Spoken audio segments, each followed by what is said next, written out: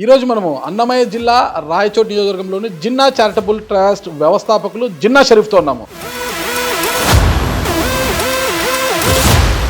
మీరు మానవతావాద gutka Dana don అంటున్నారు కదా, మీకు లీగల్గా లైసెన్స్ పైన వైన్ షాప్ ఇచ్చినా కూడా మీరు చేస్తారు కదా. రాయచోట్లో చేస్తే భవిష్యత్తులో రాజకీయంగా రాణించవచ్చు అని ఏమైనా టార్గెట్ పెట్టుకున్నారా? రాజకీయంగా కాదన్నా, ఫస్ట్ నా కాన్సెప్ట్ ఏంటంటే అందరూ బాగుండాలి, అందులో నేను ఉండాలి అంటారు. ఆ కాన్సెప్ట్ నాకు నచ్చదు.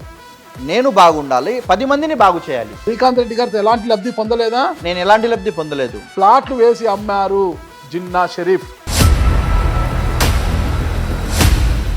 మరి ఎమ్మెల్యే గారికి మీరు ఎందుకు దూరం అయ్యారు? ఇప్పుడు నాకు రాష్ట్రంలో ఉండే చాలామంది ఎమ్మెల్యేలు, ఎంపీలు అందరూ బాగా పరిచయాలు ఉంటాయి. అంత తీసుమార్కానా మీరు?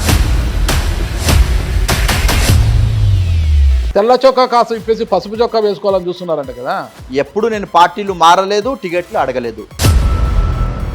రాజకీయాల్లోకి రావాలని ప్రజలు కోరుకుంటే రాజకీయాల్లోకి వస్తానంటున్నారు కదా. అంటే చదువు రాజకీయాల్లోకి వచ్చే నాయకుడికి ఎంత క్వాలిఫికేషన్ ఉంటే బాగుంటుందేమో. ఎంత క్వాలిఫికేషన్ ఉండాలా? ఎంతైనా కావచ్చు. అంటే మా నాయకుడు ఇది చదువుకున్నాడా, ఎంబీఏ చేసిన వాళ్ళు అదర్ పని చేస్తున్నారు. ఓకే, మీతో డబ్బు ఉంది కాబట్టి పని చేస్తాడు. ఏ మాత్రం తన తండ్రి సంస్కారంగా పెంచుతున్నాడా లేడా పిల్లోనికి? అరే ఆ బాబు సంస్కారంగా ఉండాడా లేడా, మంచి పద్ధతుల్లో నడుస్తున్నాడా లేదా అనేది ఒక్కరు చెప్పరు. చదివినావా మార్కులు వచ్చినావా, చదివినావా మార్కులు వచ్చినావా, అడిగిన వాళ్ళందరూ ఏమన్నా డిగ్రీలు సర్టిఫికేట్లు ఏమైనా ఇస్తున్నారా? జిన్నా చారిటబుల్ ట్రస్ట్ ద్వారా ఎంతమందికి సర్వీస్ చేసి ఉంటారు? ఎవరన్నా అనారోగ్యంతో పడిపోయి ఉంటారు, 3 నెలలు 4 నెలలు మంచం పైన, ఇంటి యజమాని పడిపోయి ఉంటారు, వాళ్ళ ఇల్లు బిడ్డలు భార్య బిడ్డలు ఉంటారు, పూట గడవడం కష్టంగా ఉంటుంది.